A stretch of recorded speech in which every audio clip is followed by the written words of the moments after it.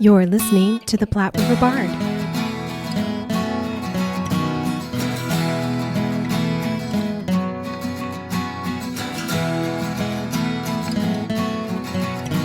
Hello, and welcome to the Platte River Bard. This is Chris Berger. And I'm Sherry Berger. And we are here today with Hal France, the instructor of musical theater at UNO. Thank you, Mr. France, for talking with us this afternoon. Welcome. Thank you. My pleasure. We're talking with Mr. France this afternoon because there's kind of a big deal coming up. It is the first time they have done something like this. They are putting together the UNO Summer Musical Theater Academy. Auditions are coming up soon. Tell us about this big festival that's coming up. Well, thanks, Chris. We're very excited to be launching the UNO Summer Musical Theater Festival Academy, rather. And as you said correctly, we are just about getting to auditions, and this is a great occasion for me to be able to say to anyone that's listening that this is an opportunity for Omaha metro area high school performers and theater tech students. We are going to be producing the musical Fame. Starts rehearsal June the 6th.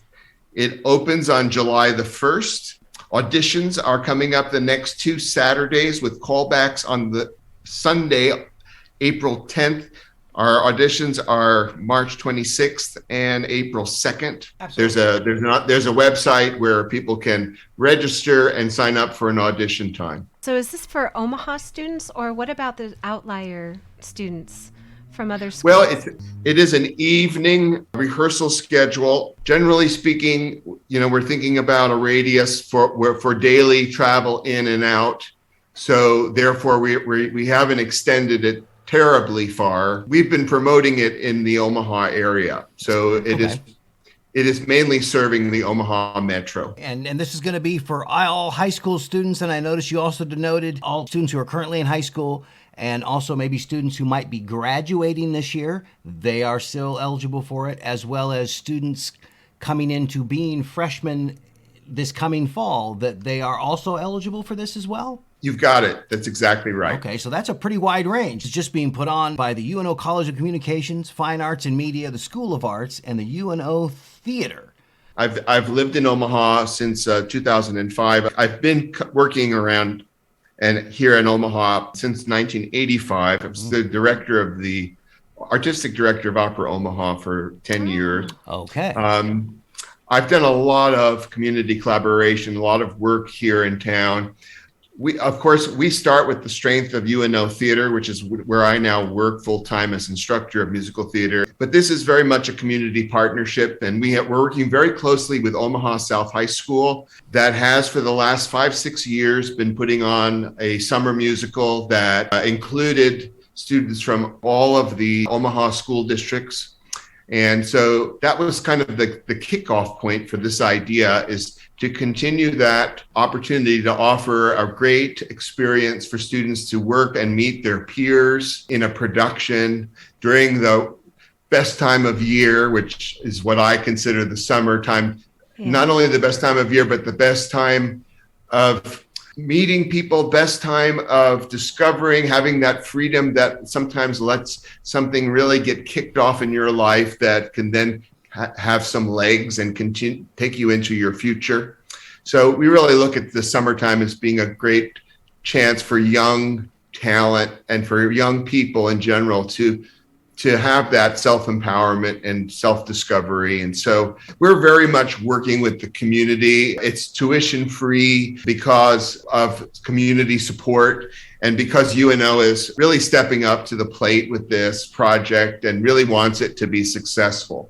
And it's all coming out of a great theater community, which you guys are very much a part of. And not only all of our theater companies and our training programs, but our high schools that have tremendous programs. And so I've been observing musical theater in this area for a long time and admiring and thinking of the potential of it, but also wanting to, now that I'm at the undergraduate level, really start to reach out and see what can we do to contribute to all of the great opportunities that come in through our high school programs. And so, we'd like to contribute to it at a college level. So that's kind of what's kind of been behind our desire to offer this program. Excellent. Well, and you talk about the relationship you have with Omaha South High School for the Fame musical. It looks like your musical director is going to be Tyler Grutenmeyer from Omaha South High School, the vocal studies. Your choreographer, Dominic Brown, also from Omaha South High School as well. Yeah, we're so excited to have both Tyler and Dominic on our team. And they're joined actually by Vincent Orduna, whose family and whose sort of legacy in the Omaha area is very strong in the arts community. He has cousins and relatives who are very much involved in the Omaha art scene, but he left the area to study in New York. And then when he began his career, he began it in the Seattle area. So we have him coming in from Seattle, and he is a Omaha Central grad and knows the community well, but he's kind of bringing his experience because he has done a lot of training programs and productions for young people in the Seattle area. So we're really lucky to have him. Nice. And teaming up with Dominic, who's a real force in the area, a very talented choreographer and dance teacher who's got several dance studios out in Elkhorn. And Tyler, who's still very young, a young man, but very, very, very accomplished choral and musical director. So we're thrilled to have this team. Nice. This is such great experience for kids to do and to really develop their love of theater and give them another opportunity to do theater in the summer that they may not be getting where they are. So this is really exciting stuff. And I see that Jocelyn Reed is going to be your costume designer. We just interviewed her for Across the Street, and then I saw her perform. So that's exciting. Yes. She's doing all the costumes for it. Yeah, she is soon to be an alumni of UNO Theater. We're really proud of Jocelyn. She's, as you mentioned, graduating as a design concentration major, but she also performs, and she has a great mind. Crossing the Street was her brainchild. She thought of the whole idea, and she's a marvelous costume designer, and we're really happy she's going to be working with us. So for someone who is a high schooler who's interested and wants to do the auditions, what types of things would they need to prepare for in order to come to auditions? Yes, our auditions will have two parts. One part is going to be a singing audition, and for that they would bring a song. We always say, musical theater parlance, 16 to 32 bar cut, which is really code for 2 minutes of a song. Right. Some songs are longer than that. It's a song. People should bring a song that they know very well. Okay. They shouldn't overthink and try to do something that they'd like to be able to do but aren't quite there. A simple song is often what we want to know. We want to hear their voice and see how they handle music. And the other part of the audition is a dance audition. And for that, there's no preparation except to bring good dance shoes and loose fitting clothing so you can move. And that would be with Dominic, who will sort of warm everybody up and teach steps. And usually that happens in groups. So that's the sort of two parts of the audition. And so for some of the technical people, because I'm more of a behind the scenes kind of person myself, much more comfortable in that role. What kind of technical experience are you looking for there, and how would they get involved? There'll be varying degrees of technical experience depending on where they are in school and what their background is. In terms of the technical theater applications, it's the same application, but on that application, you would obviously show your preference for working in something like design or stage management or sets, costumes, lights, sound. All of those options are there. You could put all of the options, because I find a lot of young people who are drawn to theater and like working on the technical side often like working in any aspect of it. So we aren't going to make sort of a judgment, but there is, for more experienced people, there'll be an opportunity if they want to put their resume down, and they certainly would be able to describe what their interests are. And that's really important to hear from their own voices, like what it is that they love about it and what are they looking for. We will make assignments, because what we're going to do in the technical theater area is assign people to a department. They'll be together, but they'll also be working underneath a designer or department head.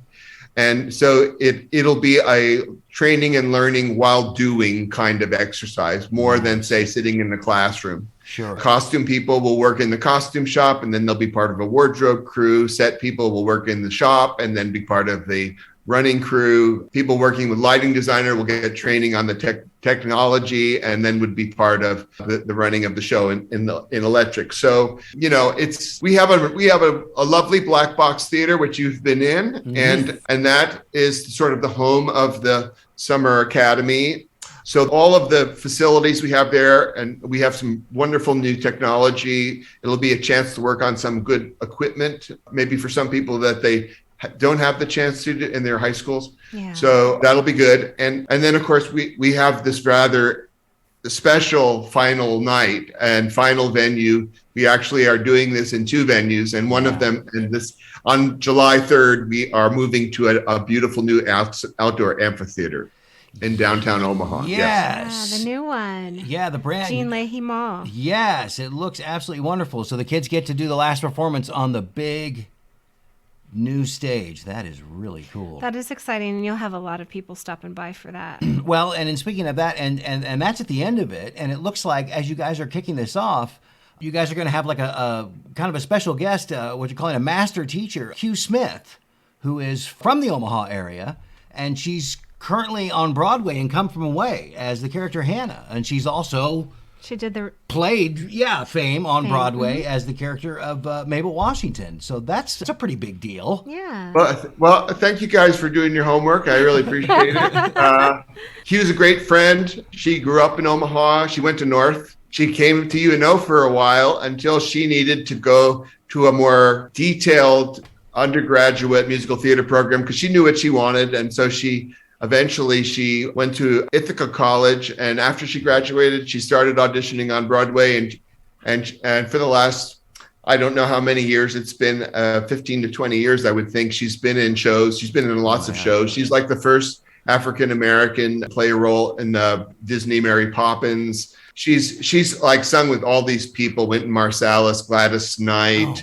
She's had a wonderful career, and she's a wonderful person, and she is dedicated to teaching. And so we're lucky that we're getting her on the tail end of her week that she's spending with the Nebraska High School Theater Academy at the Holland Center, where she'll be the sort of host and main teacher for their awards showcase week. And she'll work with the high school students that will be assembled for that. And then she agreed to stay over an extra day so she could meet our group and talk to them about lots of things. But because she was in the 2003 cast of Fame on Broadway, that of course seemed like, but I would have her no matter what. She is a real spark of life and a great inspiration. So I love Q. For sure. Yeah. And that's a real special thing for those kids to actually get to talk to somebody who's done it. Well, and is currently doing it. I mean, she's doing it right now. Yeah. But yeah, she's awesome. she's been in Come From Away since it opened, and she was part of its development process. So that's her show. Yeah. Nice. And you probably get a lot of that with your students, just the reinforcement that they can actually do theater and how you can encourage them. That probably has to be very rewarding as well, but it probably is something that you just see every day. Absolutely. You know, it's so interesting to I love working with young people, and right now I'm having opportunities to meet with a lot because I'm visiting schools for this project and getting to ask them some questions and get responses. And generally speaking, as you two know very well, this is sort of generated by a strong passion, and it could be lots of reasons why someone wants to do this. I guess right now, the thing that's popping into my head is one of the most inspirational figures in the world today is, of course, the president of Ukraine, who, makes everybody who's ever come out of the theater world, like, first of all, astonished, because there's absolutely no explanation for his courage and what he's doing that can be traced back to a theater background. I mean, except that he's a very good communicator and a passionate person who's figured out so many things about life and connecting with people, and so he's an inspirational figure. But I guess when I think about theater, but also the arts in general, because I really come more out of a musical background, it's that desire to communicate, and that special sort of zone of those sort of precious moments when you are in performance in one form or another, and in that sort of you're stewarding material that is really designed to reach humanity in some way, and however you are channeling it, as an actor or as a musician, it's that great platform that it's once you sort of have tasted it, it's hard to lose it, except that platform, obviously now that platform is on the highest platform in the world in the case of Volodymyr Zelensky, and there we see the power of communication and the power of empathy and the power of heart, and we can't all be that, but what we all can be is our better selves. And so that's what I think, one of the things that I think is part of that theater magnetism.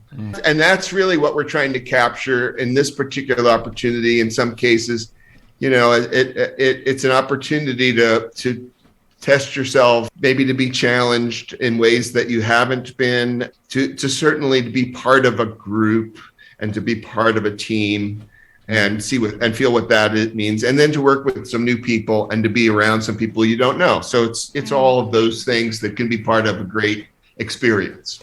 So you're hoping to do this again then next summer, is the hope? Yes. This, as all new things get started, it's not like you can plan the whole thing out and have it all be like done and then you launch it.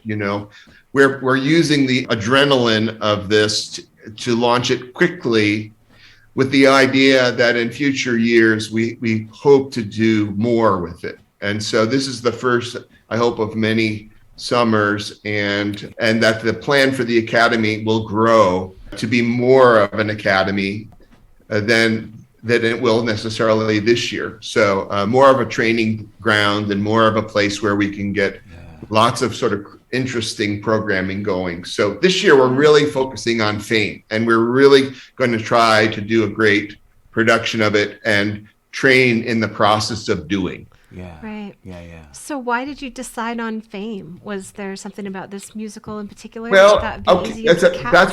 that is a really, really good question. So as I mentioned earlier, that Omaha South High School had started a series of musicals that go back a couple of years, and of course there was at least 1 year, 2 years when they didn't do one. And their concept of the shows that they chose and what they did was their own community and the community of Omaha Public Schools and the diversity of Omaha. And they wanted to do shows that would feature a diverse cast. And so I don't know what our next show will be, but we always would like to be able to do that. Really feel very strongly that, in the theater world, and the evolution of the theater world, and it is still evolving in terms of how equitable it is and all of that. We want to really reach out to all of Omaha, all parts of it, and its diversity, which is a beautiful part of Omaha. And so Fame is a piece that has characters of many, many different backgrounds. And so that's why we chose it. And also we've seen a lot of musicals that feature characters that are young people. And Fame was way ahead of itself in 1988, but even when the movie came out in 1980, featuring the High School for the Performing Arts and kids that were aspiring to develop themselves in the arts, and Evan Hansen and so many other shows that we've seen endless amount of them. Mean Girls, so many different shows feature high school age lead characters, and Fame is very much that case. So it's a great show for young people. Yeah, perfect fit. Yeah, and very uplifting. That was a very famous movie of my youth. Oh, yeah, I remember it well. Remember it well. Yeah. And not every student that I have met has ever heard of it. The song, the theme song is what they know the most. Yes. And but it's been a while since the TV series, and so anyway. That's right. I forgot about the TV series. Yeah. That's right. That ran for several years. Yeah. So now you are the instructor of musical theater at UNO, and I believe you came there in 2019. Now, was that coming straight off of your decade with Opera Omaha, or what led you to UNO? I've had a lot of decades. So We all have. It's all good. Join the club. No.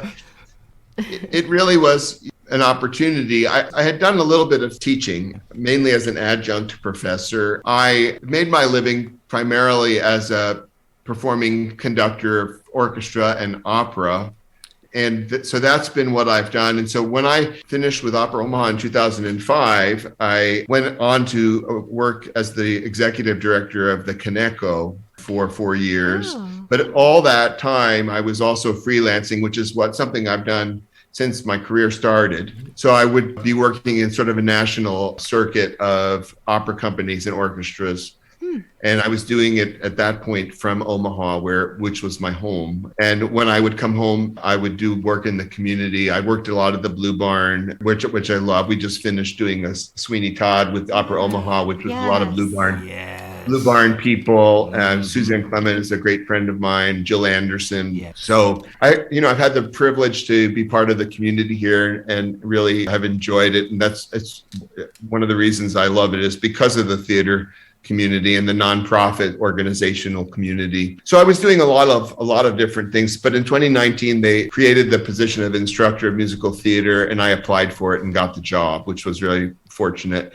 And it was an opportunity to do something that I thought for a long time would be really helpful. I think UNO has some unique qualities at being a large metro university that is affordable. We have very hardworking students. I don't have very many students at UNO who also don't have jobs. It's not your typical go away to college kind of college. It's more like it's more of an urban kind of college university, and those qualities lend themselves, I think, very well to things that like what we have at UNO Theater and the UNO School of Music, which is outstanding. And I'd like to see UNO because I think it's the ideal place to offer a much more fleshed out training in musical theater on the undergraduate level, to kind of follow what a path that a lot of high school students take in being involved in lots of shows. We're kind of trying to join in the continuum of what's going on in the area. And so that's really why I started to do it in 2019. Had a lot of support from then director of the School of the Arts, Jack Zerby, and our dean, Michael Hilt, and Stephen, who you know well, Stephen Williams, our unit coordinator, and also at that time, Washington Garcia at the School of Music. So there was lots of support. Now we're very blessed to have our new chancellor, Joanne Lee. It's such a great name. She's such a great person, our new chancellor. And so excellent. So, I'm optimistic that we're going to be able to build the program at UNO. And for me at this stage in my life, that is something I want to do because it's an opportunity to sort of give back and contribute and work with the next generation. Oh, that's really exciting. Yeah. And you get to build something. That's wonderful. So how did you start out? Where did you go to school? And where did you start in theater? Yeah. All right. Well, let's see. The old question. This is all. No, it's just a long. It's a long answer that I'm going to try to avoid. Okay. All right. Yeah. I guess my theater experience, I did a little bit in grade school, but not very much, nothing in high school. And then and it was music that was my vehicle to get into the theater. Okay. And I started out as a serious piano student and had accomplished quite a bit there, but eventually had to say, well, what am I going to do with my piano talents? And an answer came that in a summer experience, when they needed somebody to play rehearsals for an opera at a little theater in Aspen, Colorado, where I was at the time, the Wheeler Opera House. And I started playing for a production there, and it led me back to New York, where I then started working in opera. So my theater was started out as opera. Okay. And I did that for a long time. I graduated. That was at Julliard, and then I went on to get my master's at Cincinnati. And then I started working at the Houston Grand Opera in Houston, Texas, which was a up and coming American company, and they did great things. And I got to be my debut production was an opera, but it was directed by Hal France. And it was the first time he had ever worked in opera. He had just finished the Sweeney Todd.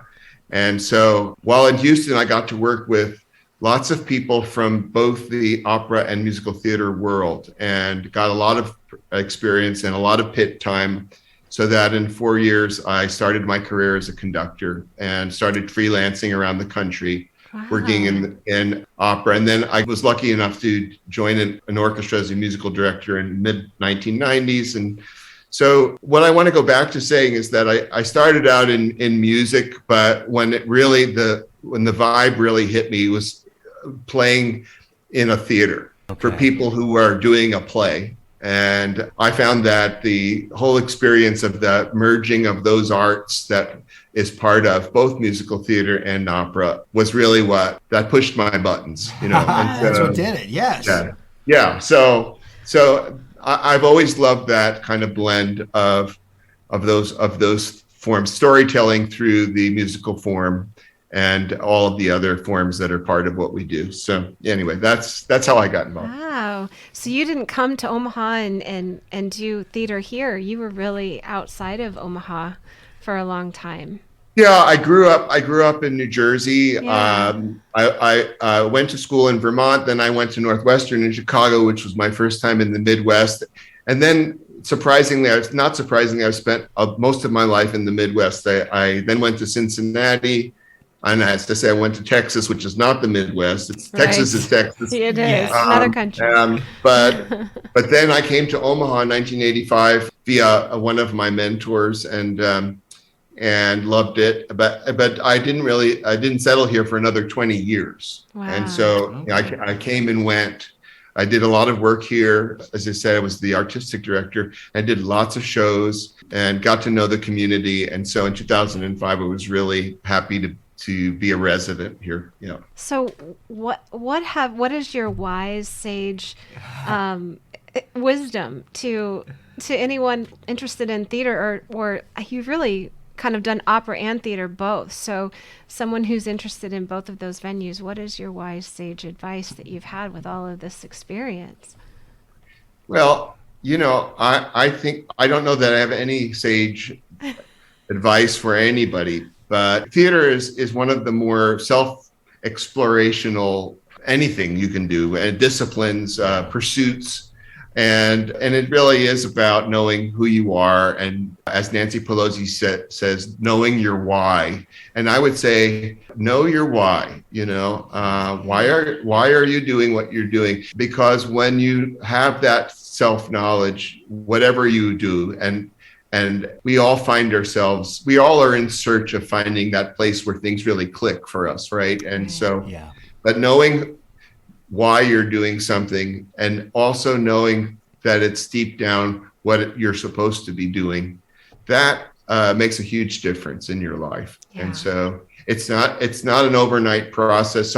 For some people, it takes longer than others. We're privileged when we get to be able to do something we love.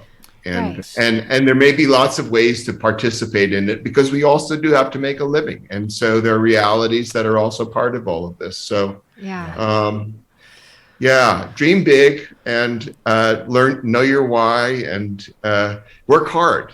I guess that's all I could say. Oh, I think that's great advice. And I think a lot of artists think that because they're maybe not doing their art, whatever type of art it is, full time, that they're not really an artist. But Right. you can work and you can have a family and do it as a hobby or just be involved, and it doesn't make you any less of an artist. Well, I agree with that, and I think people live very creative lives, especially in the way they combine what all the things that they want to do, and sometimes, very much often, it's having a family and what that means, but also having a voice and developing their voice, which Yeah. lots of people in our area do. It's one of the things I admire about the theater communities of both Omaha and Lincoln. And there's a lot of really talented people that are working Right. around. And Yes, there are. So if you were a conductor, how many musical instruments did you have to learn? well, that's a good question. I only know one. Oh, the piano? And so, yes, Oh. piano. Thank you. You got it.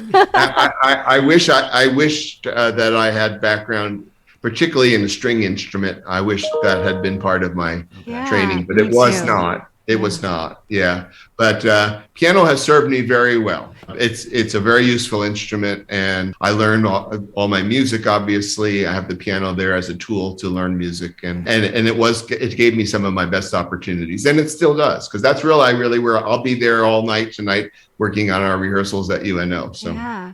Well, I guess that makes sense. A conductor doesn't have to know every instrument. Well, there are some that do, and I know some that know lots of instruments and teach lots of instruments, but oftentimes they're teaching and doing the great work of teaching younger people how to Yeah. play in bands and orchestras and things like that. Yeah. Because it's its own kind of talent to be a conductor. You can't, not just any musician could do that, even if they could play a couple of instruments. I don't know that anyone could just walk into a conductor. Well, And it do it. it really depends what you want to do. For me, it was that I really found the whole experience of being part of bringing the whole together that galvanized me. And so I was there playing. I was just like one of the many people involved in the thing. And I wanted to be in that position where I would be sort of generating and pulling all of the energy of the group together. And so that's really what I think a conductor does, is they harness the energy of the group and try to make it unified. And so that's how I got into it, not by knowing. It's really a daunting thing to know all the things. You can't know everything that all the people you work with know. Right. You have to respect what they know, and you have to find a common purpose, help lead it. That's kind of what I do. That's great, though. That's really good preparation for your leadership roles that you've had since then. Yeah, So thank you for trust in sharing others' that. expertise. Yeah, trust in others' expertise. That's right. You hired them for a reason. Right. Well, Now trust. That's he doesn't right. have Now to teach trust them. Yeah. That's right. Yeah, that's great. That's very true, Chris. Yes. Yeah. Trust is a big thing. It Trust is a big thing. It's a huge thing, and Yeah. sometimes some of us have a hard time giving up some of that trust. Yeah. That can happen. So just to make sure we get this in. Sorry, I'm talking about other No, things here. it's okay. But the UNO Summer Musical Theater Academy. Now, we're talking about auditions for this coming up on March 26th, and those will essentially be almost all-day auditions from 10 a.m. to 4 p.m., and then April 2nd, also 10 a.m. to 4 p.m. Now, to register for this, very easy. Go to tinyurl.com/UNO-auditions.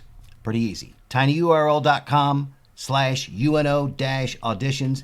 Any questions at all that you have for anybody, you can contact Mr. France, Hal France, at hfrance@unomaha.edu.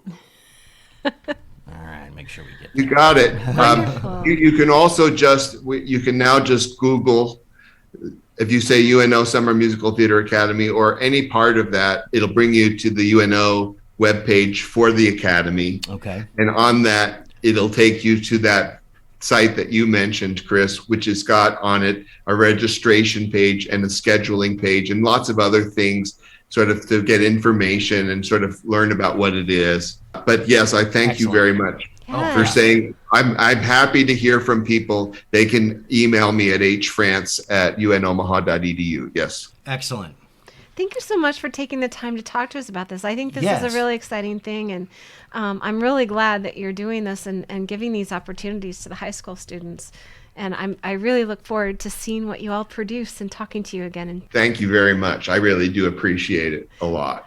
Thanks for your time, and thanks for what you do. no, absolutely. It's really helpful to our community. So Well, thank you. It's always a pleasure meeting so many talented people. Yes, We really appreciate it. It's the funnest part about this is we get to go around and meet everybody, and everybody's great. So it's always fun. And once again, thank you to Mr. Hal France, the instructor of musical theater at UNO. All right. Well, thank you so much, Hal. We really Thank appreciate you. your time. I do appreciate it. Thank you.